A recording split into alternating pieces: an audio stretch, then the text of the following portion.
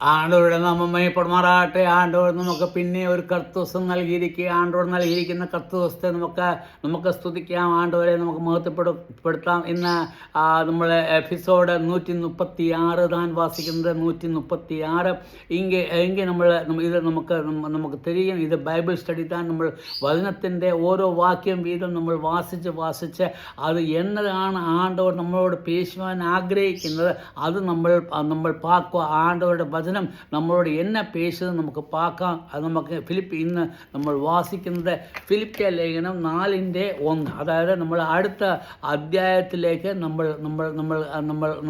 കാലുകളെ വെക്കുകയാണ്. നമ്മൾ 3-ാം അധ്യായത്തിലെ കാര്യങ്ങൾ നമ്മൾ പഠിച്ചാച്ചേ നമ്മൾ മനസ്സിലാക്കി. നമ്മൾ പല കാര്യങ്ങളും നമ്മൾ നമുക്ക് ലാസ്റ്റിൽ പൗലോസ് നമ്മുടെ പൗരത്വമോ സ്വർഗത്തിലാകും. നമ്മൾ ഈ ഇവിടുത്തെ നാഗരികല്ല, അല്ലെങ്കിൽ ഇവിടുത്തെ അല്ല നമ്മൾ ആൾക്കാർ. നമ്മൾ സ്വർഗത്തിലെ വാസികൾ താൻ, ഈ ലോകത്തിലെ വാസികളല്ല എന്ന് ചൊല്ലുന്നത് ആകുന്നു. അവിടെ നിന്ന് കർത്താവായ ക്രിസ്തുവായി വരും എന്ന് നാം കാത്തിരിക്കുന്നു. അത് മാത്രമല്ല, നമ്മൾ ഇപ്പോൾ ഈ ലോകത്തിലായിരിക്കുമ്പോൾ കർത്താവായ യേശു ക്രിസ്തു നമ്മുടെ പക്കൽ വന്ന് നമ്മളെ എங்கே കൊണ്ടുപോയിടും? നമ്മുടെ രാജ്യത്തിൽ കൊണ്ടുപോയിടും. എங்கே? നമ്മുടെ രാജ്യം സ്വർഗത്തിൽ നമ്മളെ കൊണ്ടുപോയി. അതായത് അതാണ് നമ്മൾ വിശ്വസിക്കുന്ന കാര്യം എന്താ? നമ്മൾ സ്വർഗത്തിൽ പോയിടും.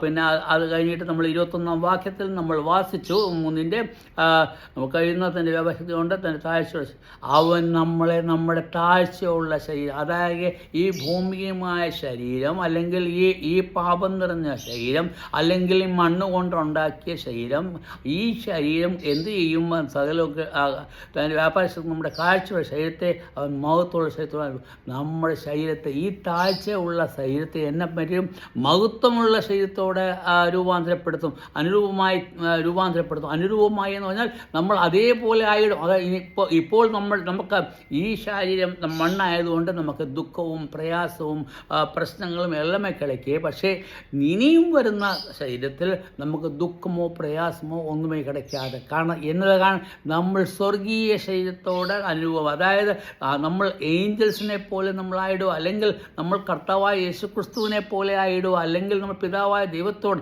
അതായത് നമ്മൾ ദൈവിക ശരീരം നമുക്ക് കിടക്കുകയാണ്. നമുക്ക് മഹത്വമുള്ള ശരീരം.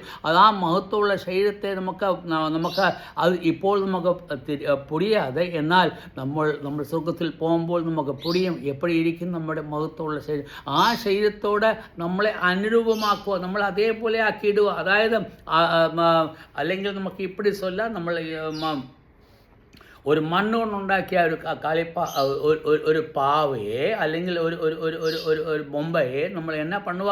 അത് മണ്ണ് മാറ്റിയിട്ട് സ്വർണം കൊണ്ട് പണുക. എന്നാൽ സ്വർണം കൊണ്ട് പണുമ്പോൾ അതിൻ്റെ മഹിമ എത്രയിരിക്കും? നമുക്ക് മറ്റേ നമ്മൾ മണ്ണ് കൊണ്ടുണ്ടാക്കിയ ഒരു ബിംബം, അല്ലെങ്കിൽ ഒരു ഐഡൽ, അത് എന്നെ പറ്റും? അത് താഴെ വീണാൽ പൊടച്ചിടും. എന്നാൽ സ്വർണം കൊണ്ടുണ്ടാക്കിയ ബിംബം അത് താഴെ വീണ അതിനെ ഒന്നുമേ പറ്റാതെ, കാരണം അത് മാറ്റർ താൻ. അതേപോലെ താൻ അതൊരു എക്സാമ്പിൾ ചൊല്ലിയത്, ഞാൻ അപ്പടി ആണെന്നല്ല ചൊല്ലുന്നത്, ഞാൻ എക്സാമ്പിൾ ചൊല്ലുക. നമ്മുടെ ശരീരം ഇത് മണ്ണ് കൊണ്ടുണ്ടാക്കിയത്. ഈ മണ്ണ് കൊണ്ടുള്ള ശരീരം ഇപ്പം ഈ സ്വർണം കൊണ്ടുണ്ടാക്കിയ ശരീരം പോലെ ആകും എന്നല്ല ചൊല്ലുന്നത്. അപ്പടി ആത്മാവിൽ, അല്ലെങ്കിൽ നമ്മൾ എന്നാ ചൊല്ലുന്നത്? നമ്മൾ എപ്പോഴുള്ള നമ്മൾ മഹത്വമുള്ള ശരീരം, അതായത് ഗ്ലോറിയസ് ബോഡി, അല്ലെങ്കിൽ ആ ഒരു ശരീരമായിട്ട് നമ്മൾ മാറിയിടും. ആ മഹത്വമുള്ള ശരീരത്തെപ്പറ്റി നമുക്ക് അധികം ഒന്നും നമുക്ക് വിവരിക്കാൻ പറ്റത്തില്ല. കാരണം അതിനെപ്പറ്റി പൊടിയാതെ, എന്നാൽ നമ്മൾ പഠിച്ചിടുമ്പോൾ നമുക്ക് എന്നെ പറ്റും? ആ ശരീരത്തിൽ നമുക്ക് രോഗമേ ഇല്ല, കഷ്ടമേ ഇല്ല, ദുഃഖമേ ഇല്ല, പ്രയാസമേ ഇല്ല, മരണമേ ഇല്ല, ഒന്നുമേ கிடைக்காது. കാരണം എല്ലാമേ എന്നെ പറ്റി? നമ്മൾ ആത്മീയ ശരീരത്വം, മഹത്വമുള്ള ശരീരത്തോടെ നമ്മൾ അനുരൂപമായി അതേപോലെ അതേപോലെ ആവുമ്പോൾ നമ്മളെ ആണ്ടവർ അതിനെ അപ്പടി നമ്മളെ രൂപാന്തരപ്പെടുത്തുകയാണ്. അതേപോലെ തന്നെ അതാണ് എങ്കിൽ നമ്മൾ അതായത് ഇനിയും നമുക്ക് கிடைക്കുന്ന നമുക്ക് ശരീരം മഹത്വമുള്ള ശരീരം, അല്ലെങ്കിൽ ഗ്ലോറിയസ് ബോഡി, അല്ലെങ്കിൽ നമ്മൾ എന്നാ ചൊല്ലുക, ദൈവിക ശരീരം, അല്ലെങ്കിൽ സ്വർഗത്തിലെ ശരീരം, ആ ശരീരമായിട്ട് നമ്മളെ നമ്മളെ മാറ്റിയിടും. നമ്മൾ ഇനിയും നാലാം അധ്യായത്തിലേക്ക് നമ്മൾ വാസിക്കാൻ പോവാം. 4-ാം അധ്യായം 1-ാം വാക്യത്തിൽ എന്നെ ആണ്ടവർ നമ്മളോട് അല്ലെങ്കിൽ എന്നെ പേശിച്ചത്, അല്ലെങ്കിൽ പൗലോസ് അപ്പോസ്തലൻ നമ്മളോട് എന്നെ പേശിച്ചത്. അതായത് നമ്മൾ പൗലോസ് അപ്പോസ്തലൻ നമ്മൾ പേശുന്നത് നമ്മൾ വിചാരിക്കണം, അവൻ ദൈവത്തിൻ്റെ ആത്മാവിൽ നമ്മളോട് പേശുകയാണ്.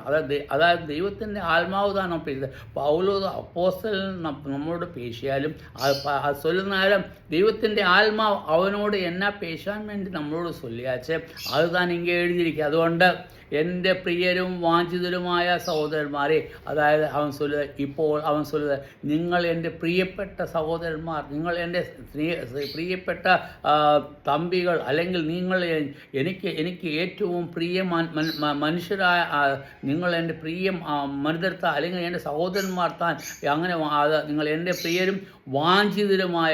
വാഞ്ചിതരെന്ന് പറഞ്ഞാൽ ഡിയർലി ബിലവഡ്. അതെന്നാൽ നമ്മൾ വാസിക്കുമ്പോൾ നമുക്ക് തന്നെ നമ്മൾ ഡിയർലി ബിലവഡാണ് എന്ന് ചൊല്ലുക. വാഞ്ചിതമായ സഹോദരന്മാരെ, എൻ്റെ സന്തോഷവും കിരീടവുമായുള്ളവരെ, എൻ്റെ സന്തോഷവും നമ്മൾ എത്ര കാര്യം നമ്മൾ വാസിക്കുന്നു. അതുകൊണ്ട് ഫസ്റ്റ് അവൻ നമ്മളോട് ചൊല്ലുക, നമ്മൾ പ്രിയമാനവർ. രണ്ടാമത് വാഞ്ചിത, അതായത് നമുക്ക് ആണ്ടവർക്ക് ചിത്തമായി, അല്ലെങ്കിൽ എനിക്ക് നിങ്ങളോടുള്ള ആ സ്നേഹത്തിൻ്റെ ഇഷ്ടം പോലെ ജീവിക്കുന്ന സഹോദരന്മാരെ. അതുമാത്രമല്ല, എൻ്റെ സന്തോഷവും കിരീടവും, അതായത് എനിക്ക് കിട്ടുന്ന സന്തോഷം, അല്ലെങ്കിൽ എനിക്ക് കിട്ടിയിരിക്കുന്ന ആ സന്തോഷം, ആ കിരീടം നിങ്ങളും അതിൻ്റെ അങ്ങനെയുള്ള നിങ്ങൾക്കും അത് കിട്ടിയിരിക്കുകയാണ്. എനിക്ക് കിട്ടുന്ന പോലെ നിങ്ങൾക്കും കിട്ടിയിരിക്കുക. അതായത് നിങ്ങൾ അതേപോലെ പ്രയത്നിച്ചാൽ നിങ്ങൾക്കും കിടക്കും. അപ്പോസ്തലനായ പൗലോസ് എൻ്റെ സന്തോഷവും എൻ്റെ കിരീടവുമായുള്ളവർ, നിങ്ങൾ എൻ്റെ സന്തോഷവും എൻ്റെ കിരീടവും. നമ്മൾ ആണ്ടവരായ യേശുക്രിസ്തുവിൻ്റെ കിരീടവും അല്ല, അത് നമ്മൾ വാസിക്കുമ്പോൾ നമ്മൾ പഠിക്കുമ്പോൾ നമുക്ക് എന്നാ തിരിയും, അത് ആണ്ടവർക്ക് ചിത്തമായ രീതിയിൽ തന്നെ. കാരണം അപ്പോസ്തലനായ പൗലോസ് എപ്പടി ഈ ലോകത്തിൽ ജീവിച്ചാച്ച് ആണ്ടവരായ യേശുക്രിസ്തുവിന് ചിത്തമായ രീതിയിൽ ജീവിച്ചാച്ച്. അന്നേരം നമ്മൾ അവൻ്റെ ചിത്തമായ അത് നമ്മൾ ജീവിക്കുമ്പോൾ നമ്മൾ അപ്പോസ്തലനായ പൗലോസ് നമുക്കൊരു മാതൃക, അല്ലെങ്കിൽ ഒരു എക്സാമ്പിളായിരിക്കുമ്പോൾ നമുക്ക് എന്നാ പറ്റും, നമുക്ക് അവൻ്റെ കിരീടം, ആ അപ്പോസ്തലനായ പൗലോസിന് കിട്ടിയ കിരീടവും സന്തോഷവും നമുക്കും கிடைக்கும். സന്തോഷമുള്ളവരെ, ഇങ്ങനെ കർത്താവിൽ നിലനിൽപ്പിൻ. അപ്പടി നിങ്ങൾ നിലനിൽക്കേണ്ട ആവശ്യം ഇരിക്കുക, അല്ലെങ്കിൽ എനിക്ക് കിട്ടിയ അതേ രീതിയിൽ തന്നെ നിങ്ങളും ആയിരിക്കണം എന്ന് താൻ എൻ്റെ വാഞ്ച, അല്ലെങ്കിൽ എൻ്റെ ഇഷ്ടം, എൻ്റെ ചിത്തം, അത് താൻ, അതല്ലാതെ വേറെ ഒന്നുമല്ല. നിങ്ങളും എന്നെപ്പോലെ ആയിരണം എന്നാണ് അപ്പോസ്തലനായ പൗലോസ് ചൊല്ലുന്നത്. നിലനിൽപ്പിൻ, നിങ്ങൾ കർത്താവിൽ നിലനിൽപ്പിൻ. ഇങ്ങനെ കർത്താവിൽ നിലനിൽപ്പിൻ, നിങ്ങൾ അതേപോലെ തന്നെ നിങ്ങളും ആയിരിക്കണം. നിലനിൽപ്പിൻ പ്രിയമുള്ളവരെ, നിലനിൽപ്പിൻ പ്രിയമുള്ളവരെ. അത് അങ്ങനെയുള്ള നിങ്ങൾ എന്നെപ്പോലെ നിങ്ങളുമായ. നമുക്ക് അപ്പോസ്തലനായ പൗലോസിൻ്റെ നമ്മുടെ ഹൃദയത്തെ നമുക്കൊന്ന് വിചാരിച്ച് നോക്കിക്കേ. അവൻ കഷ്ടപ്പാടും ദുരിതങ്ങളും പ്രയാസങ്ങളും പ്രശ്നങ്ങളും അവന് അടികളും, അല്ലെങ്കിൽ അവൻ താൻ ചൊല്ലുക, ഞാൻ ദുഃഖത്തിലും പ്രയാസത്തിലും കൂടെ പോയാച്ച് എനിക്ക് 3 വട്ടം അതിനെ അടിച്ചാച്ച്, ഞാൻ കപ്പൽ ഛേദം വന്നാച്ച്, എനിക്ക് ദുഃഖങ്ങൾ വന്നാച്ച്, എനിക്ക് പ്രയാസങ്ങൾ വന്നാച്ച്. എന്നാൽ അവൻ എന്തുകൊണ്ട് അതെല്ലാമേ തുച്ഛമായിട്ട് എണ്ണിയെന്ന് നമ്മൾ വാസിക്കുന്നത്. അത് അവൻ എന്തുകൊണ്ട് അവന് ചിത്തമായി എന്ന് അവൻ ചൊല്ലുന്നത്, എനിക്ക് അതുകൊണ്ട് കിരീടം கிடைക്കും. ഞാൻ ആണ്ടവർക്ക് ചിത്തമായിട്ട് ജീവിക്കുമ്പോൾ ആണ്ടവരുടെ കിരീടം എനിക്ക് നൽകിയിടും. ആണ്ടവർ എനിക്ക് കിരീടം നൽകിയിടും. നമ്മളും അതേപോലെ ജീവിക്കാൻ നമുക്കും കിരീടം കഴിക്കും. നമ്മൾ അപ്പോസ്തലനായ പൗലോസിനെ കാട്ടി ഒരു രീതിയിലും നമ്മൾ കമ്മിയിൽ. അപ്പോസ്തലനായ പൗലോസിനെ അപ്പടി ചെയ്യാമെങ്കിൽ നമുക്കും ചെയ്യാൻ പറ്റും. അല്ലെങ്കിൽ നമുക്കും നമ്മുടെ ജീവിതത്തിൽ ആണ്ടവർക്ക് വേണ്ടി നമ്മൾ പ്രയത്നിക്കുക എന്നുണ്ടെങ്കിൽ നമുക്ക് അതിനുള്ള ഫലം கிடைക്കും. നിങ്ങൾ വേലയൊന്നും ചെയ്യാതെ വീട്ടിലിരുന്നിട്ട് നിങ്ങൾ എനിക്കും കിരീടം വേണമെന്ന് പറഞ്ഞാൽ അത് അപ്പടി கிடைக்காது. നിങ്ങൾക്കും വേല ചെയ്യേണ്ടി വരും. അപ്പോസ്തലനായ പൗലോസ് എപ്പടി ചെയ്താച്ചേ, എപ്പടി ജീവിച്ചാച്ചേ, അത് നമ്മൾ பார்த்து അപ്പടി ആകുമ്പോൾ അന്നേരം അവൻ്റെ സന്തോഷം നമുക്ക് கிடைക്കും. അതായത് അപ്പോസ്തലനായ പൗലോസിന് கிடைച്ച സന്തോഷം തന്നെ നിങ്ങൾക്കും கிடைക്കും. ഈ ദുഃഖത്തിലും പ്രയാസത്തിലും അവൻ സന്തോഷമുള്ളവനായിരുന്നു. അത് മാത്രമല്ല നമുക്കും ദൈവീക ശക്തി നമ്മളെ അവന് ദൈവിക ശരീരം கிடைക്കുമ്പോൾ നമുക്കും ദൈവിക ശരീരം கிடைക്കും. അതായത് നമുക്ക് അല്ലെങ്കിൽ കർത്താവായ യേശുക്രിസ്തുവിന് ദൈവിക ശരീരം கிடைച്ചപ്പോൾ നമുക്കും கிடைക്കും. കർത്താവായ യേശുക്രിസ്തുവിന് ദൈവിക ശരീരം கிடைച്ചോ ഇല്ലയോ? നിങ്ങൾ വാസിക്കുമ്പോൾ നമുക്ക് തിരിയും. എന്നെപ്പറ്റും നമ്മൾ സുവിശേഷത്തിൽ നിന്ന് വാസിക്കുമ്പോൾ ആണ്ടവരായ യേശുക്രിസ്തു ഉയർത്തെഴുന്നേറ്റപ്പോൾ അവന് ശരീരം എന്തുമായിരുന്നു? ദൈവിക ശരീരം.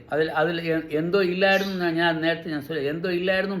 അതിൽ രക്തവും മാംസവും கிடைക്കാതെ അല്ലെങ്കിൽ രക്തവും നമ്മുടെ ശരീരം മാംസം എന്ന് വെച്ചാൽ മണ്ണ്, ആ മണ്ണല്ല கிடைക്കുന്നത്.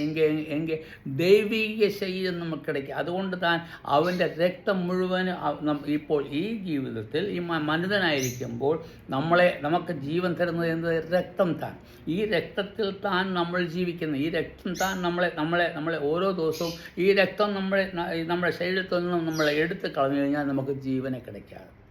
നമുക്ക് ജീവൻ വേണമെന്നുണ്ടെങ്കിൽ രക്തം വേണം. ആ രക്തം അവൻ നമുക്ക് വേണ്ടി ഊറ്റിത്തന്നാച്ച അവൻ മുഴുവനായിട്ട് നമുക്ക് തന്ന നമ്മുടെ ശരീരത്തിൽ ഇരുന്ന ആ രക്തം, കറയുള്ള രക്തം, അല്ലെങ്കിൽ ആ പാപത്തിൻ്റെ രക്തം, പാപം ചെയ്യാനുള്ള രക്തം, പാപം ചെയ്യിപ്പിക്കുന്ന രക്തം, അല്ലെങ്കിൽ അതിനുവേണ്ടി അല്ലെങ്കിൽ സാത്താൻ്റെ വഴിയിൽ നിൽക്കുന്ന രക്തത്തെ ആണ്ടവരെ പൂർണ്ണമായിട്ട് അത് മാറ്റി അവൻ്റെ രക്തം കൊണ്ട് നമ്മളെ നിറച്ചാച്ച. ഇനിയും നമുക്ക് കിട്ടുന്ന ശരീരം അത് രക്തമുള്ള ശരീരമല്ല. കാരണം ആണ്ടവർ എപ്പടി മഹത്വത്തിൽ ആയാച്ച, അല്ലെങ്കിൽ ആണ്ടവർ എപ്പടി സമ്പൂർണനായിട്ട് വന്നാച്ചാൽ നമ്മൾ വാസിക്കുന്നുണ്ട്. നമ്മൾ എന്നെ വാസിക്കുന്ന നമ്മൾ വാസിക്കുന്ന തോമസ് ചൊല്ലുമ്പോൾ ഞാൻ അവൻ്റെ കൈകളിലെ ആണിപ്പഴലിൽ അവൻ്റെ കൈയിട്ട് നോക്കാതെയും അവൻ്റെ ചങ്ക് അത് തൊട്ട് നോക്കാതെയും ഞാൻ അല്ലെങ്കിൽ അത് കൈയിടാതെയും ഞാൻ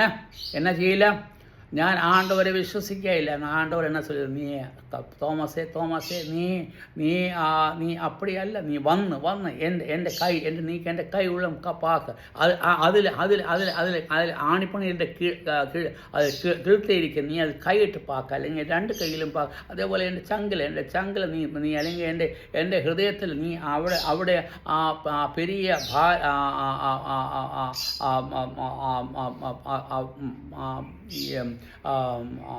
ആയുധം കൊണ്ട് അങ്ങ് കുഴിച്ചാച്ച്, അല്ലെങ്കിൽ അതുകൊണ്ട് അവൻ തറച്ചാച്ച് അവിടെ പെരിയ കുഴിയിരിക്കാൻ നീ കൈയിട്ട് പാക്ക്. കാരണം എന്താ?